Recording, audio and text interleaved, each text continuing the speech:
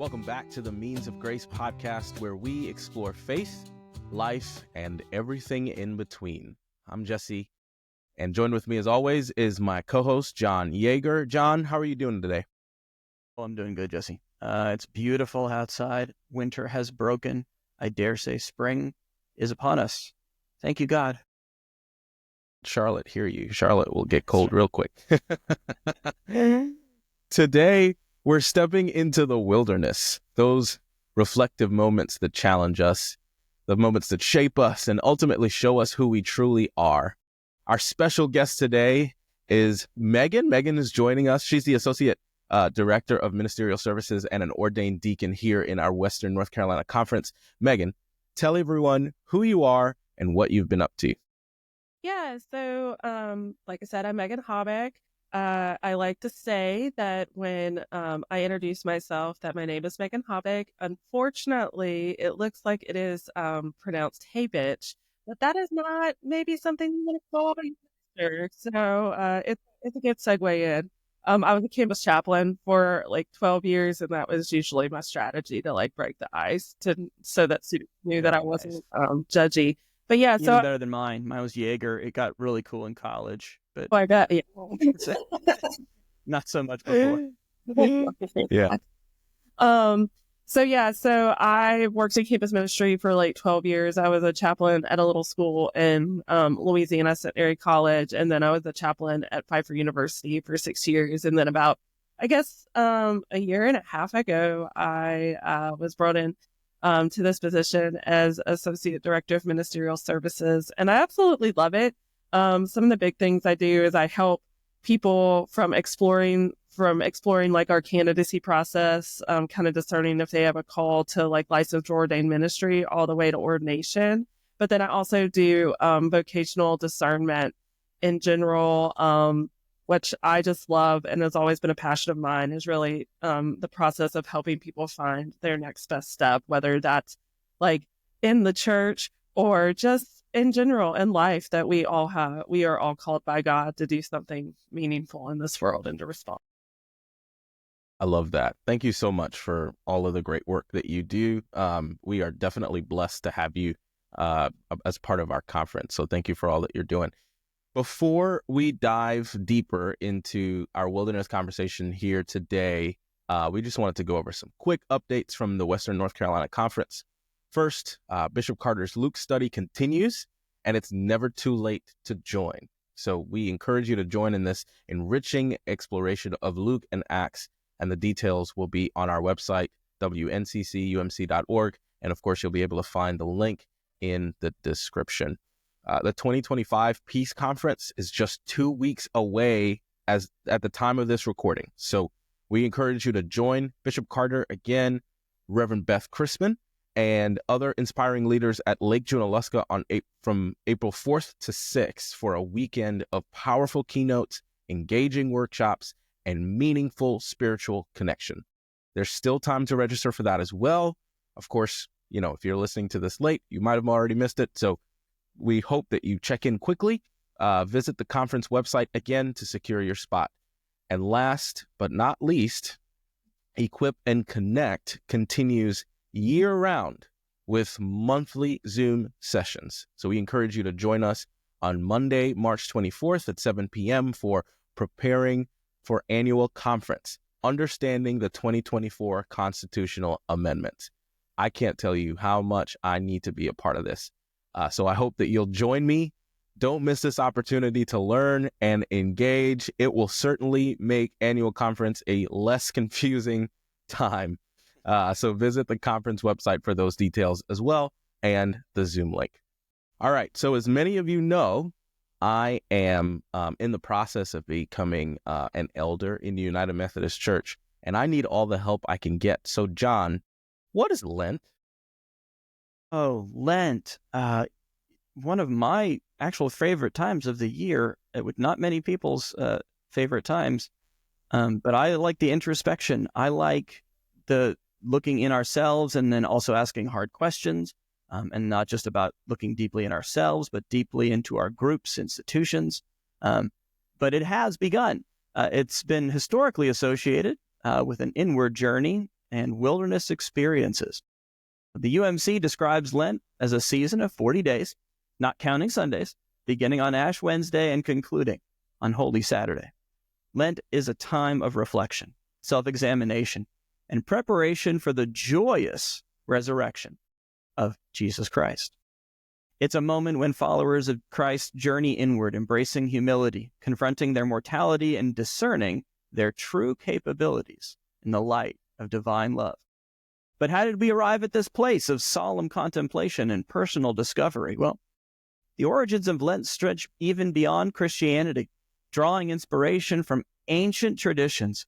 Early agricultural societies often marked the end of winter and the coming of spring with fasting, purification rituals, symbolizing renewal and a time of preparation for a new life to begin. The Romans, the Egyptians, the Greeks all practiced this similar introspection. I think this recognizes the inherent human need to pause, to reflect, prepare for growth, because this life will go by quickly. And as the man said, if you don't stop and look around once in a while, you might miss it. As Christianity began to take shape in its identity around the 2nd century, these traditions started to get woven into practice. Lent wasn't initially a lengthy season, but rather just an intense period of fasting, self-exploration before Easter. The Council of Nicaea changed everything. The biblical symbolism of 40 became central. 40 days of rain for Noah, 40 years of wandering for Israel, and notably, it's 40 days in the wilderness. Each narrative highlighting profound transformation, endurance, and self-discovery. By around 600, Pope Gregory, the universally great, expanded Lent to be a universal season of introspection and renewal, introducing ashes as a symbol of human frailty and mortality.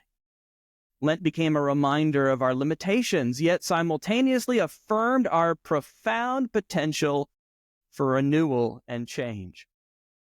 By the Middle Ages, Lent became a time when ordinary people discovered inward strength, voluntarily surrendering comforts, testing their resilience, reinforcing communal bonds. Fasting from meat or ale wasn't punishment, it was revelation. Each small act reminded believers of their own capacity for sacrifice and growth.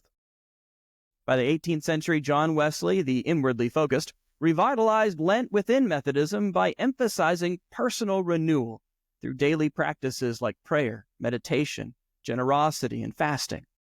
For Wesley, Lent wasn't just abstaining from comforts, it was a deliberate practice of choosing compassion, resilience, and love, actively discovering the best within oneself.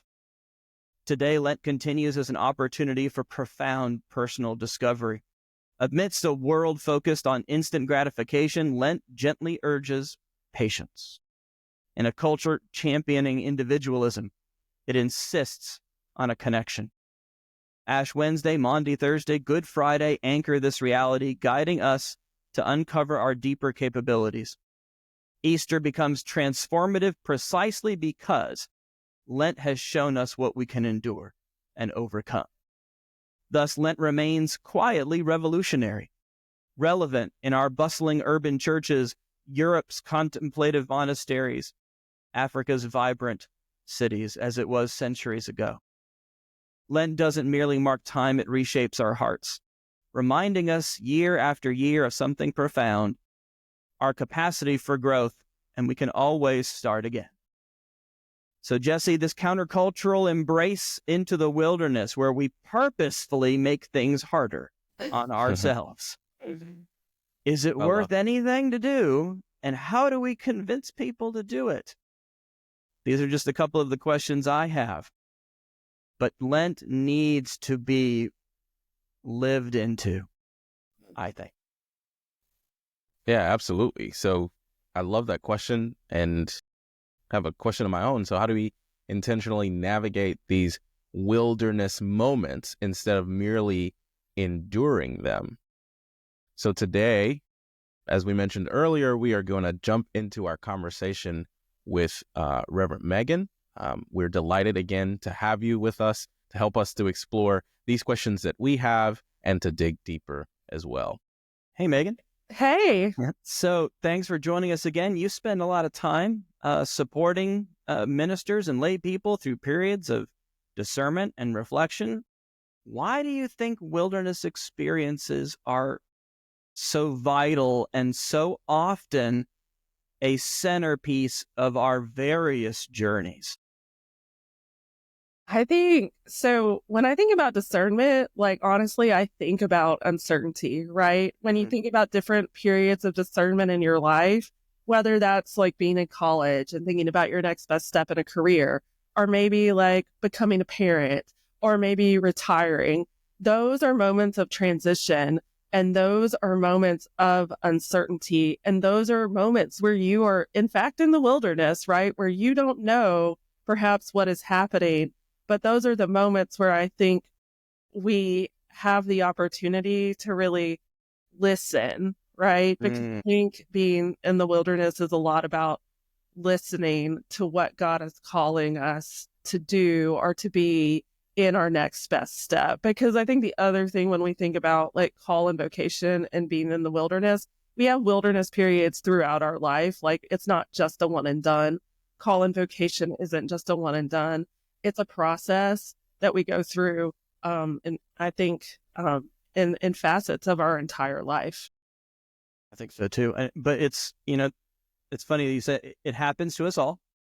Kind of, like these moments are going to come, and I've found there's a big difference between the mindset of, okay, the hard things are just to survive. I just got to survive it. You know what I mean? That this is just not something I need to learn from or really lean into or even take anything from. This is a survival moment. And when I get to the other side, I'll be done. And my heart just sinks because I go, yes, I understand. And, as your spiritual leader, I would ask you maybe to pause.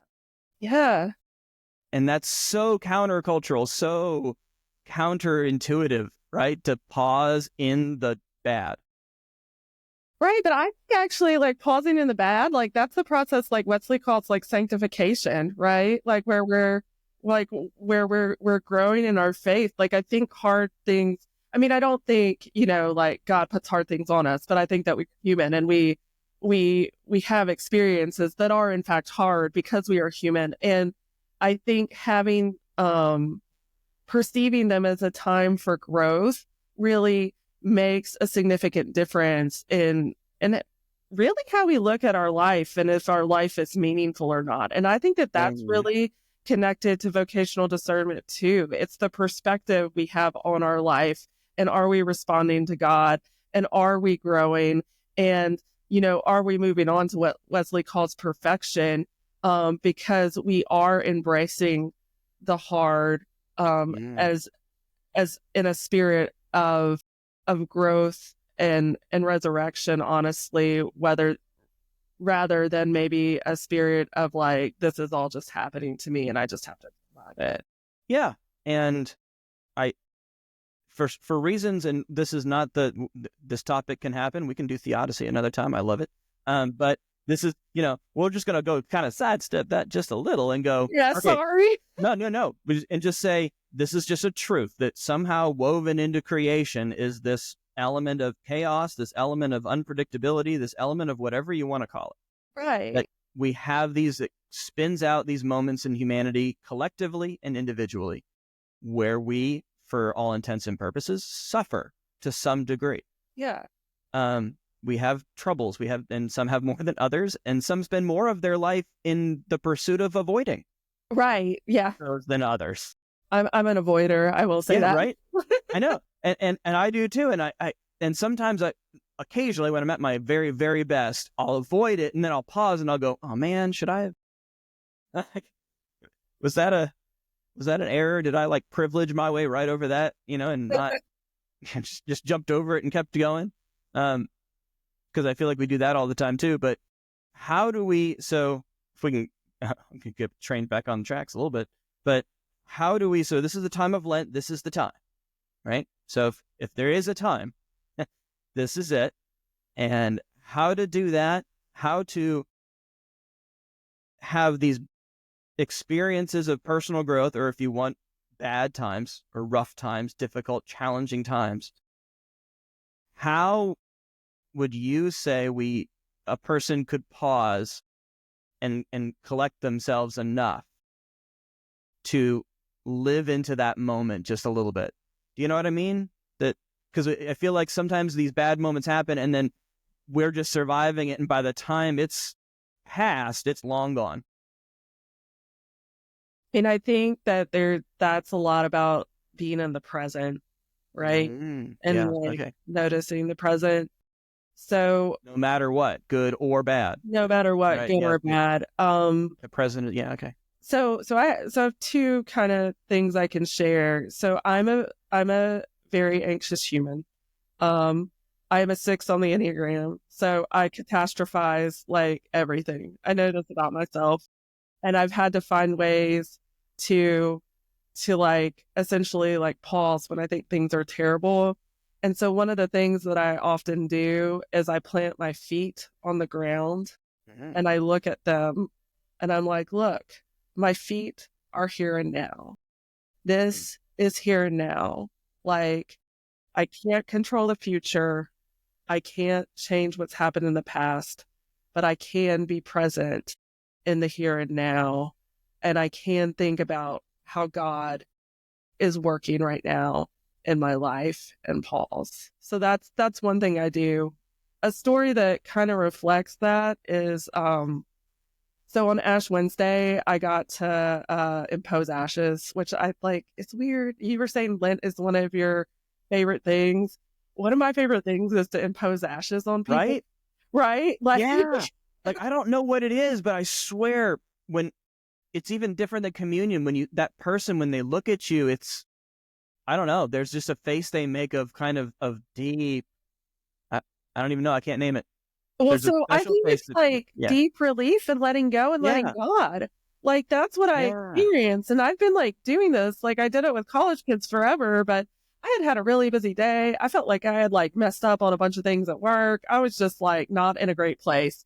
But I got to the imposition of ashes, and you say like, from dust you came, from dust you shall return, and then repent and believe in the gospel. And I started doing the like repent and believe in the gospel. Like, that's how I did the ashes on people's foreheads. And it was just beautiful because I saw, and it affected me. Like, I feel like the God in them interacted with like the divine in me, like people just exhaling, like they were letting go, and they were letting the Holy Spirit just take over them, and all of the things, all of the stuff that like just overburdens us, like they released, right? It was that stripping down. Like, I felt like I saw that stripping down happen in real time, and that allowed me to like allow that stripping down in my soul. So love that. So that's what I think. It's being present and noticing those small moments and just breathing and like maybe looking at your feet every now. I like that though, and it reminds me of the practice of grounding yourself. Amy will do that. She'll go outside bare feet and put her feet on the ground and stare at her feet. Now I'm going to combine both practices now, because I'm going to do your presence thing, and I'm going to get my feet right in creation. I'm going to do both. Really like reconnect myself down. You're going to be super spiritual. I found that apparently I've been doing what you suggested without even thinking about it. Because what I'll do is I'll hear like the birds, and I'm like, oh, the birds are right here living right now. And then I'm like, I'll hear everything I'm hearing is happening right then. So it helps me like, that's cool. Thank you for that, Megan. Awesome. I love that. I think for me, as a 9 on the Enneagram, which means that I am both trying to quiet the chaos out on the outside of the world while also trying to quiet the chaos within myself, and try to find peace in that wilderness within myself. I think for me, the thing that helps is journaling and just kind of writing. I have like a few prompts that just kind of like remind me of the present and ask me to like give thanks for the things in the present, remember who God is, remember that God is exactly who I need God to be in this moment, because God has so many different characters that make up who God is. And so yeah, I think grounding, I did that once at Duke, in the Duke Gardens, and I thought that was incredibly impactful. But for those days where I can't seem to get my body in check, I try to like get my mind in check first, and that really helps. So thank you for sharing that. So now I'm going to combine Amy's thing with Megan's thing and my thing, and then Trinity. hopefully come down the mountain glowing with a veil over my That's face. right. We'll see what He happens. has found the Trinity. We'll see what happens. He has discovered it. But it's interesting that we're talking about I think we're using the right theological framework and reminding ourselves of who God is, and in talking about this, and it even kind of it makes you kind of think like, why would anyone resist this? And so I'm kind of, I have my own kind of thoughts around why anyone would resist these wilderness moments. But I wanted to ask you, Megan, what do you think? Why do we find these introspection moments so challenging? Why do we try to avoid them and essentially just kind of grit our teeth and keep going through instead of, finding time to find ourselves in these moments? So that's a really good question. I'm not sure if I have a really good answer, but I'll give it a go. From my own experience. That's right. You have your answer. That's right. Yeah. So, I mean, I think I avoid them because when you're introspective and you have to listen, one, you may have to go on a different path, right? You may, and that is scary. So there's some fear there. I also think when you're introspective, and when you are listening for God and God speaks to you, you might have to feel the feels.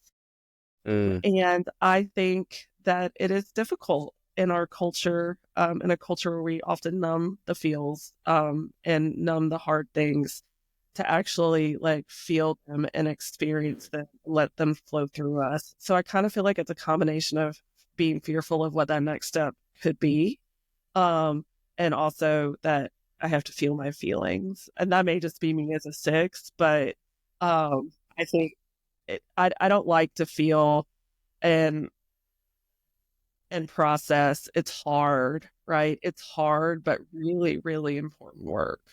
And the longer you go between doing it, the harder.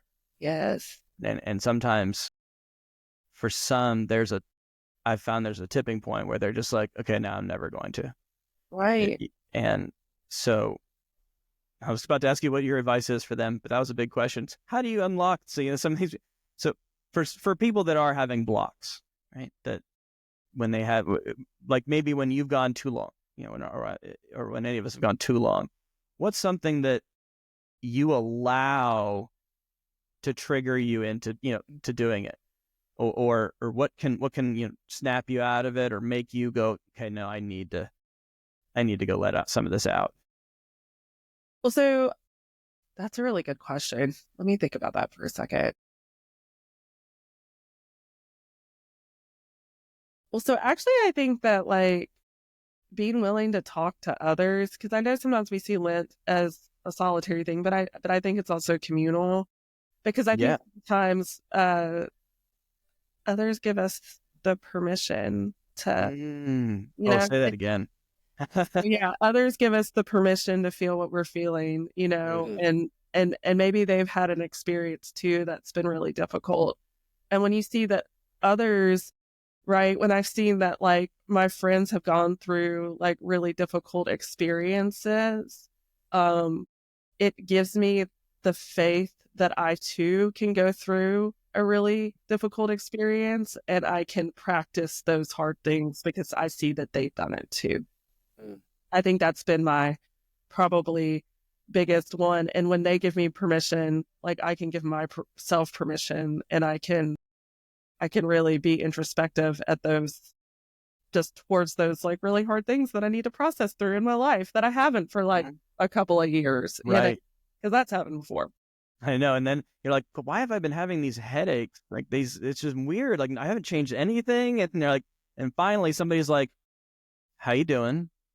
And you're like, doing. oh, Yeah. actually, now that you mention it, something has been bothering me, right? And then you're like, oh man. But Lent is that, and it's supposed to be renewal, and it's supposed to be every year, right? That's why we do it. And it's supposed to mirror creation itself, that it has to rejuvenate. It has to, Yes. you will die and be reborn. Yeah, you just think about, I think like Lent is like soil, right? Yeah. Like it's totally, I mean, I know that I'm a cheesy metaphor person, but it really We're is. good though.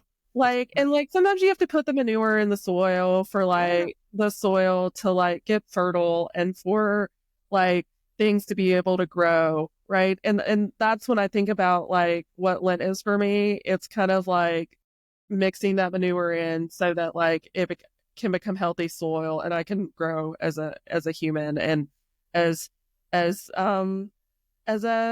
person, and God can grow, help me grow in that.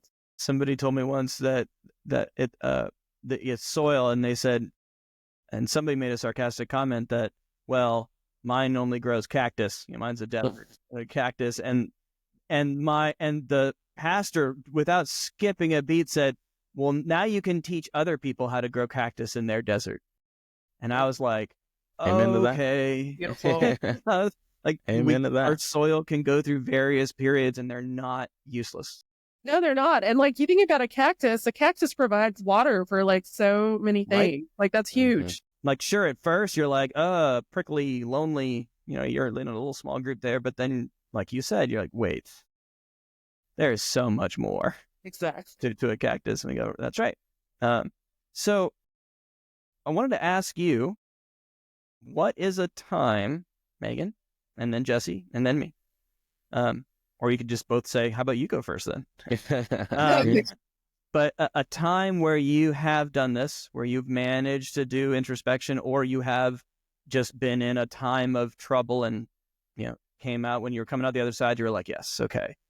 You learned something, or you really found out something about yourself, or, something that you've carried with you. You should go first. I should go first? All right. So, well, mine is that, so I've always been a little bit pain avoidant. Not always, but just a little bit too much. And so when I was in my last year of seminary, my neck started hurting, just weird ache. And so I saw a bunch of doctors and people, and finally they did scans, and they were like, you have a little bulging disc. And part of your spine is deteriorating right here. I said, great. And so I was in pain for a long time though. Like it was over a year before I got surgery on it. And then I had the surgery to get it fixed.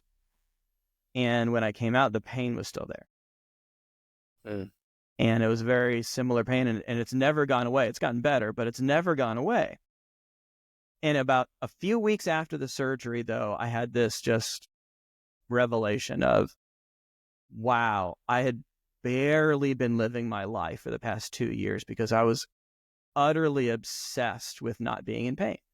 That's all I could think about, was not being in pain.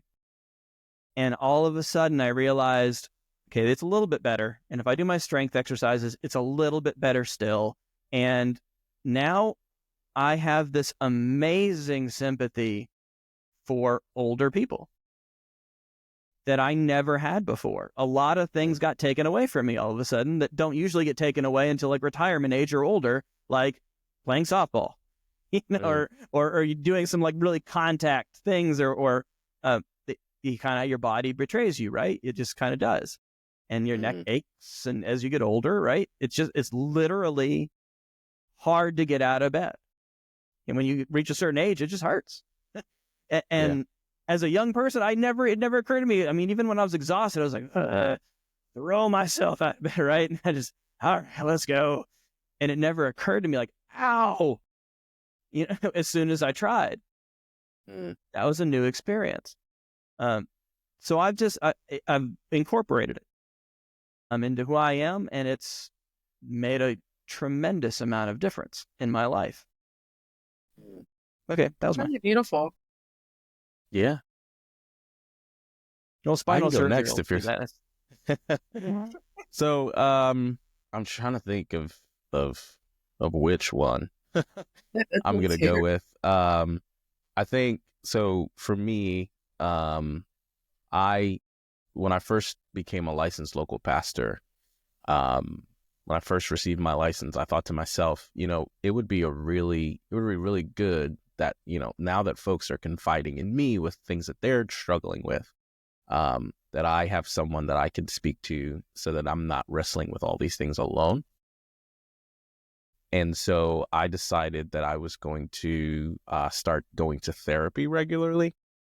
And for me, like I said, this was something that I got into so that I can help other people, and I can manage, helping other people. But what it turned out to be was, what it turned out to be was just like consistent, introspection into who I am and why I am the way that I am.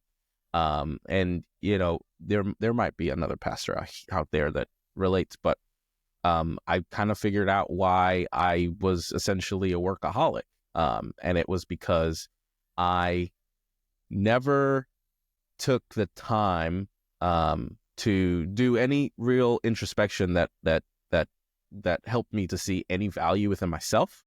And so I could only find value in the things that I did. So I did everything, and everything needed to be perfect. Wow.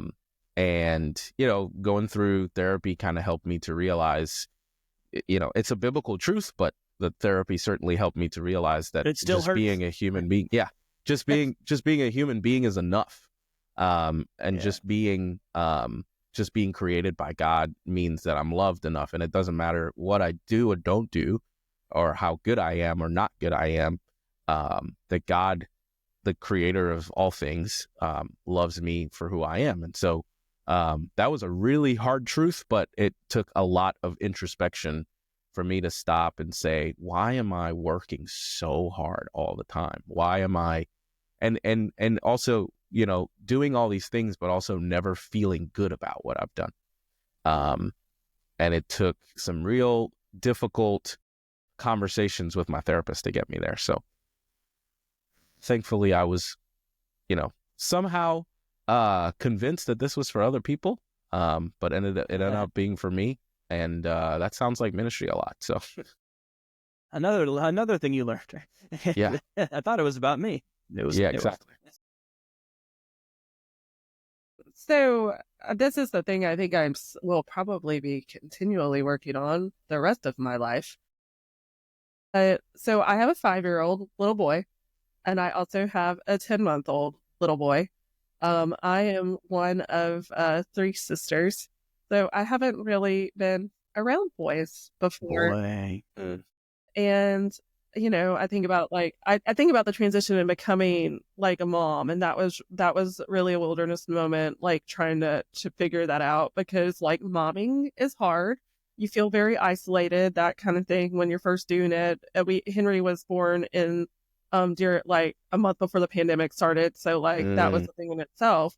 But then when I had Benji back last May, going from 1 baby to 2 babies, people don't talk about like how hard that really is, and having 2 little people don't talk at all about how hard it all is, and I think it's a conspiracy to repopulate. Right. It's just hard. It is hard. And Henry's a little boy. And so he was like, wanted to play with his brother and be rough. And I was so fearful. Like I was already fearful with Henry, like going down the slide and stuff. Sure. And like wanting to control. I didn't realize how controlling I was until I had babies.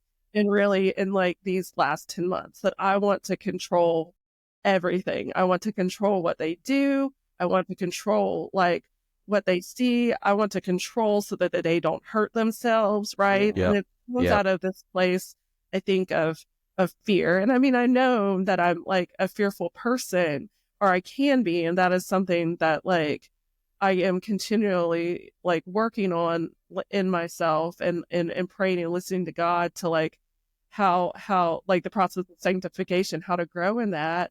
But I guess honestly, Jesse, through therapy and then like actually like being in some like small group setting kind of stuff, I've really begun to work through like letting go of that control, particularly like when my boys interact with one another. And really it's like been in the last week, because I used to be like, I was like, don't touch your brother, like just like, Yeah. But I've let go over the last like, especially since he started crawling, over like the last like month or two.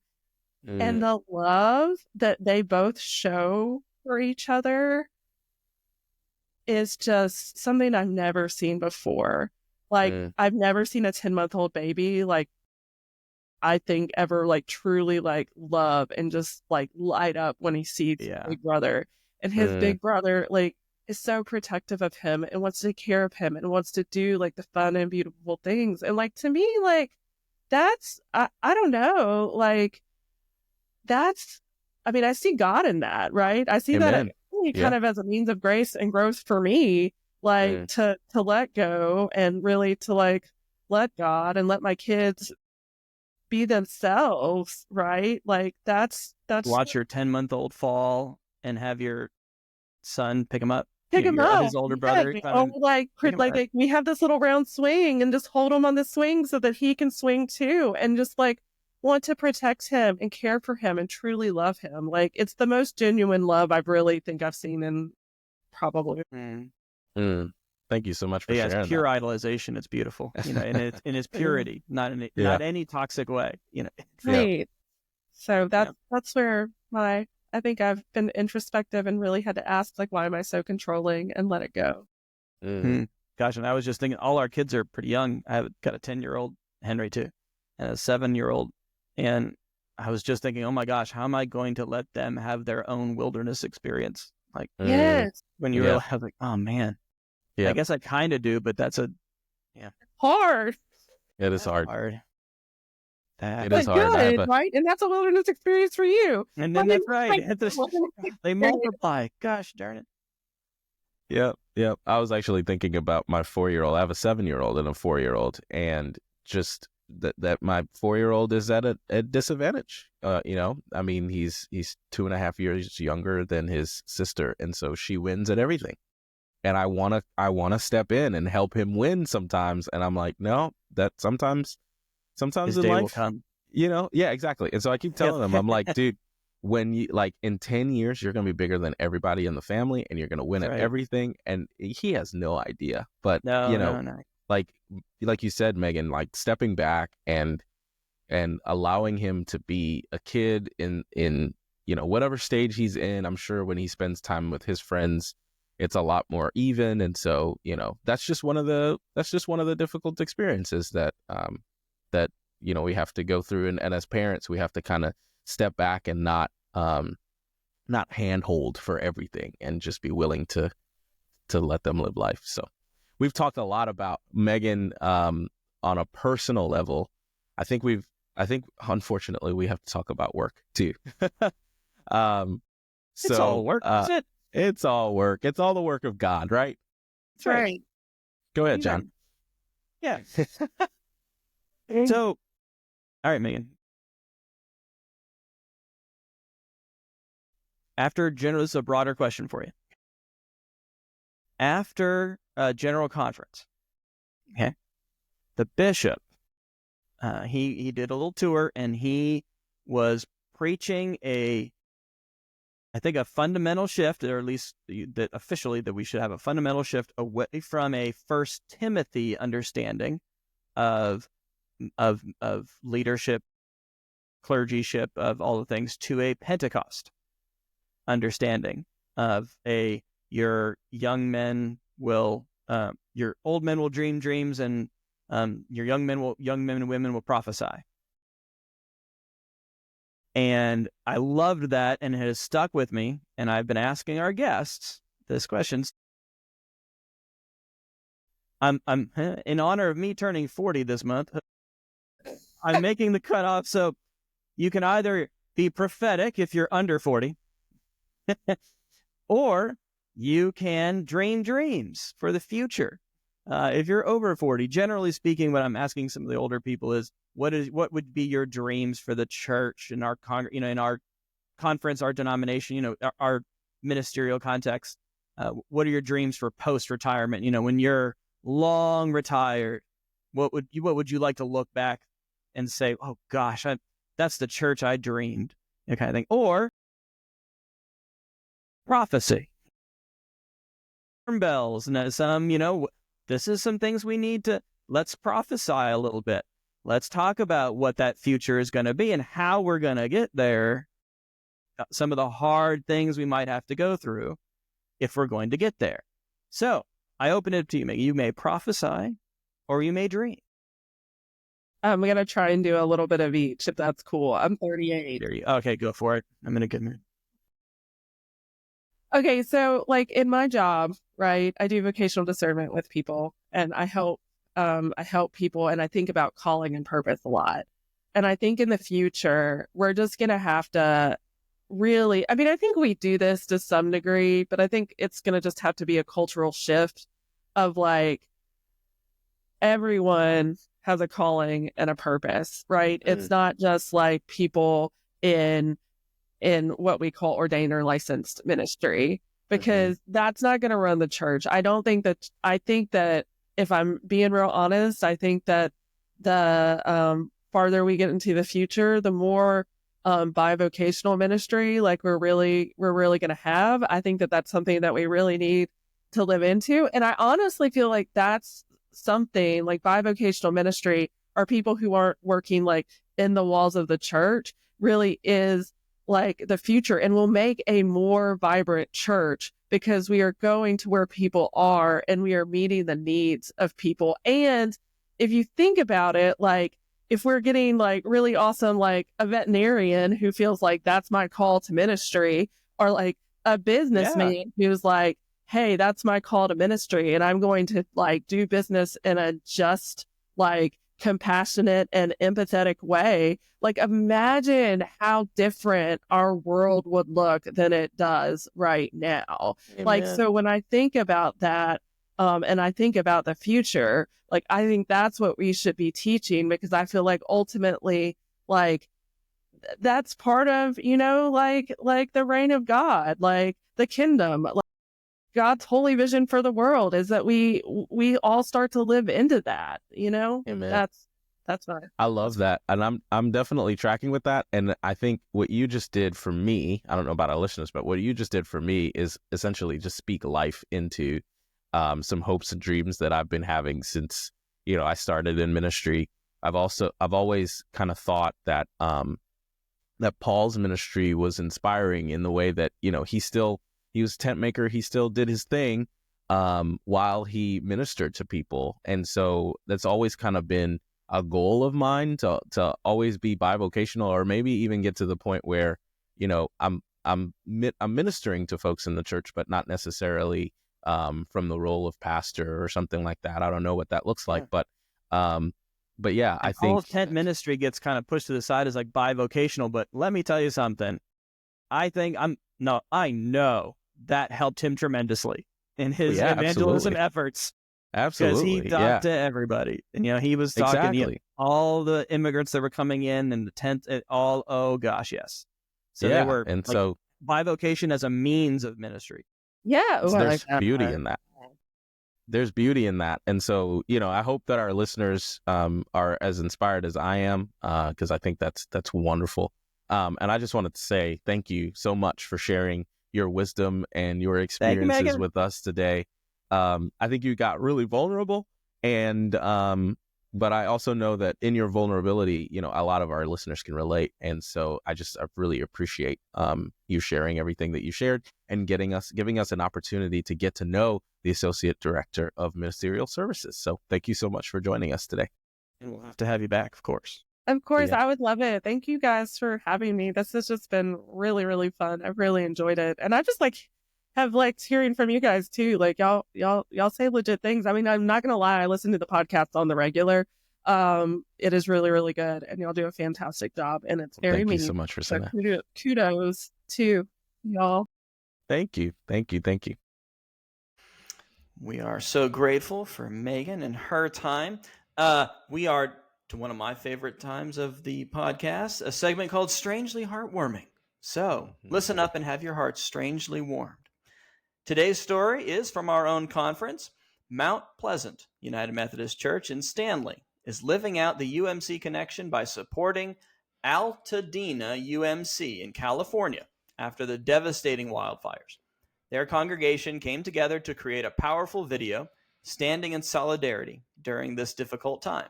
A beautiful reminder that we are stronger together. You can check out this video on our YouTube channel. Thank you so much. And so now we're going to head into a segment of epic fails. And our epic fail comes from another listener who attempted to give up coffee for Lent, only to discover on day 2 that decaf was indeed not the same thing. So here's to the people who dreamed big and have already failed. Hang in there. Lent is not easy, but there is always grace. Amen. So keep it up. Die and be reborn again. Amen. Today we've learned that wilderness isn't just a challenging place. It's sacred ground where we discover who we truly are at our deepest depths. Amen. Absolutely. And so Lent isn't about punishing ourselves. It's about creating space to meet God and ourselves in honesty and vulnerability. And even though that's difficult, it's a work that needs to be done, and we will be transformed on the other side. Our encouragement for you, embrace these wilderness moments. Let them carve you out and define you. Let them shape you, give you character. Let them give you stories that you may tell. You may be surprised at the strength, clarity, and growth that emerges. Amen. So thank you so much for listening today, for joining us for the Means of Grace. Please subscribe, share, and reach out with your wilderness stories. Until next time, blessings on your journey.